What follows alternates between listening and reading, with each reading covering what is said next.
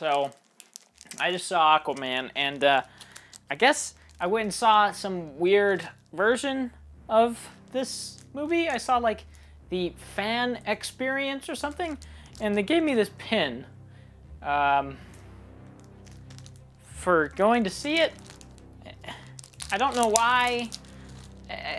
I'm not sure what the purpose of this thing is or why they gave it to me, but I suppose that this pin actually kind of, ooh, it's like metal. It's actually kind of nice. This pin, honestly, kind of represents my thoughts towards the movie. It kind of mirrors what I feel like.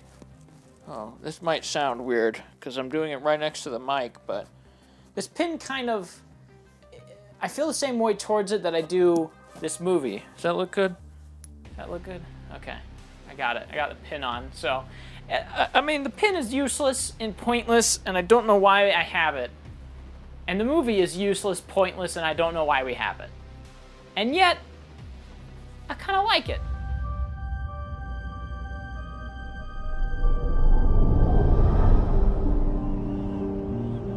My parents were from different worlds. And I was a product of a love that never should have been. He could unite our worlds one day. A son of the land and a son of the seas. This is a movie from James Wan, who is the director of The Conjuring, The Conjuring 2, Saw, Dead Silence, and a bunch of other horror movies, including Fast and Furious 7, which to some people might be a horror movie. I haven't seen it, so I don't know.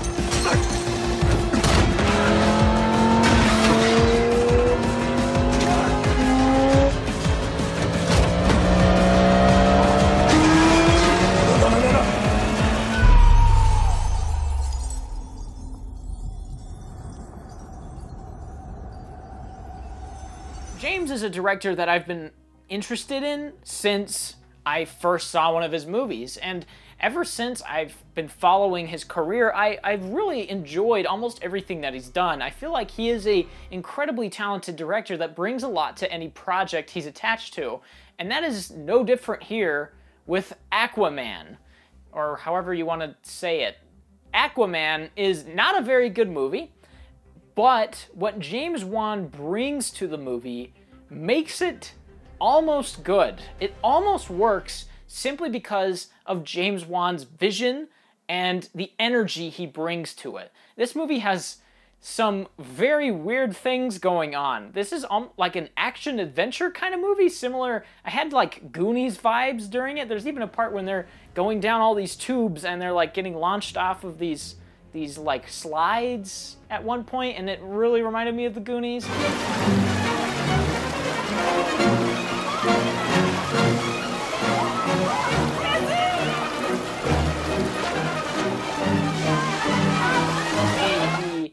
Atlantis people ride around on sharks and eat sea creatures and kill people and chop arms and legs off with tridents, and there's an octopus that's playing the drums, and it's just a wacky movie. And I think that's why I like this movie as much as I do, which I really don't like it all that much, but it is entertaining, and that is something to say for these DC movies, which have been anything but.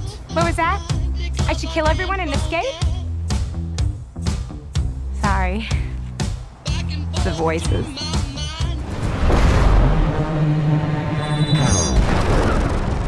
Hey, Sultan, Angora, Minx, Kashmir. Can I talk to you for a minute? Gentlemen, excuse me 1 second. Even Wonder Woman, which is apparently the gold standard for DC, is not a fun movie. I watch that movie and I'm usually bored out of my mind, or I'm just completely checked out and doing something else while I watch it. Because it's 2.5 hours long, and it is the most dull thing ever, and it's so moody and grim for no reason. But Aquaman is also 2 hours and 30 minutes long, but it is breakneck in its pacing, and it is wacky and weird, and it has a whole bunch of stuff going on all at once, which simultaneously makes it convoluted. But we'll get into that stuff later. I think this movie really does appeal to a mass audience in a way that I like. I think this movie works as a mass appeal movie in a good way. I mean, this really felt like I said earlier, The Goonies meets kind of The Predator. And this clip right here from The Predator sort of explains Aquaman to a T. Dylan! You son of a bitch.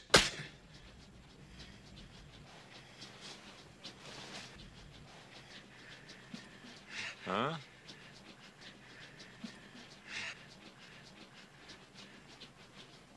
Now, if you laughed at this clip in an unironic or even an ironic way, you'll probably like this movie. You'll probably get a kick out of it. But if you think this is like toxic and horrible and the worst thing you've ever seen, then don't watch this movie because I don't think you'll get it and I don't think you'll like it. It's kind of this balls to the wall action movie with a lot of guys that flex and scream, and there's a bunch of people that hit each other with tridents and challenge each other to duels. It's a very energetic action movie that has a lot of muscly guys and a lot of guitar rips and push-ins and slow-mo. It's the cool movie of the summer that came out in December.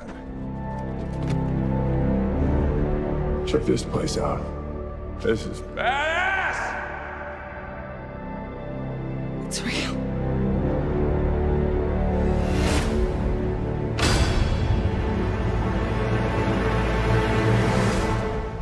Nothing. I feel like James Wan made this movie as sort of a joke. The whole movie has this subtle air of self-awareness to it that makes me not take it seriously. And that is, I think, what saves this movie from pure mediocrity or even just being terrible. Because Wonder Woman, I've referenced earlier, it doesn't have that. It seems so self-serious, and most of it is just Wonder Woman brooding and being angry and wanting to fight people with love, and it's just this moody moody period piece, whereas Aquaman is just a joke, and the main character, Aquaman, is also a joke, so it works. I think my favorite elements of this movie is the action sequences. Anytime there's action happening on screen, I was happy. I was not only happy, I was laughing uncontrollably at parts. Near the end, there's this big climactic battle between Aquaman and his half-brother King Orm, and King Orm has this whole fleet of Atlantis people attacking another tribe of ocean-dwelling people. I don't know, the Brine, I think their name was? And it's just this insanely over-the-top Lord of the Rings epic-sized battle between these crab monsters and these pristine Atlantis people riding around on seahorses and sharks, shooting lasers at each other while everything is exploding. And I was having such a great time, I could not stop laughing. In fact, I had a fit of laughter that turned into me just coughing hysterically and making the people next to me probably horribly uncomfortable. But I had a blast. Anytime there was action, I was laughing, I was thoroughly entertained.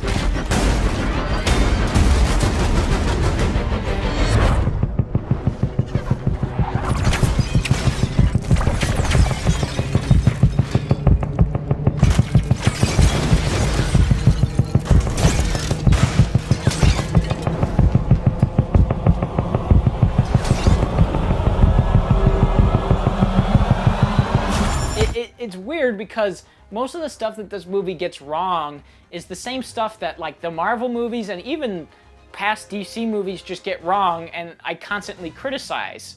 It has flat, boring characters.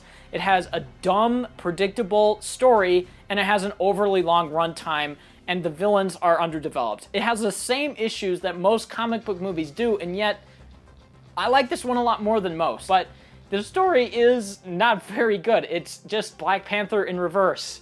Our main character wants to overthrow the king instead of our main character being overthrown by somebody else. And he goes on a big journey and becomes the guy that he needs to be, the true king, even though he doesn't believe and no one believes in him. And a very predictable story, very boring story, and the main characters are not interesting. I mean, Jason Momoa flexes, and that's his character. And then Amber Heard looks really hot, and that's her whole character. And Patrick Wilson literally yells every line he has, and it was hilarious, but he's not a good character at all.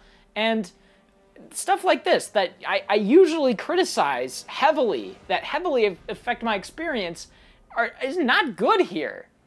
It's just blatantly bad. Almost everything that you expect out of a movie, it just kind of fails at. So why did I like this? Why did I kind of enjoy it? Why did I not feel the incredibly bloated runtime? I really don't know. And boy, is it bloated. I mean, there is way too much happening in this movie, straight up. Like, it's 2.5 hours, it didn't need to be that long, and there's this constant, like, almost like Rogue One planet hopping going on, where they just go from new location to new location to get a thing, to do a thing, to get a thing, to do a thing. And it's just this constant, like, cycle throughout the movie that does get a little stale and repetitive, but just as soon as it starts to get repetitive, James Wan inserts some action scene where his direction comes through in a shining way. Like the scene in Sicily, Italy, where there's this one long take that goes on for, I don't know, a minute, but it has all these complicated moving parts that is incredibly impressive to watch. And that comes off the heels of some exposition scene that I started to feel my eyes droop and get tired. And then as soon as that hit, I was like, I'm in again. Yay. Here we go. Let's kill some folks, Aquaman. Throw your trident through them. Stick them to the walls. Chop their head off. Chop their arm off and beat them with their own arm. But what could be greater than a king? A hero. So overall, I'd give it a 5 out of 10. Not a great movie, but a really entertaining movie that has a vision, which was so great to see after so much time in these DC universe. It has a singular vision, and it executes it pretty well. So, if you like comic book movies, I think people will get a blast out of this. Go see it. Go support James Wan. He's proven himself time in and time out to be an incredibly talented director that brings a lot to every project he's involved in. Because without him, this is probably just a trash tier movie that doesn't work at all. So that's it. I'm gonna keep this pin on forever. And whenever someone asks me about it, I'll go, yeah, you gotta go see Aquaman. Aquaman's the coolest. Oh, I shouldn't pop my mic like that. Aquaman's the coolest DC character. Which is weird because I hated him in the Justice League, but I think he's my favorite character in the DCEU now. By far. By far. He isn't cool guy McCool guy that he was in Justice League. He is cool guy McCool guy in this, but there's an extra McCool guy on the end of that, which creates ironic humor. I don't know what I'm talking about. I'm gonna sign off now, so.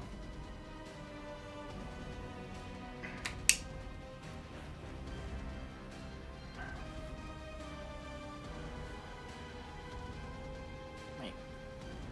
What was I doing?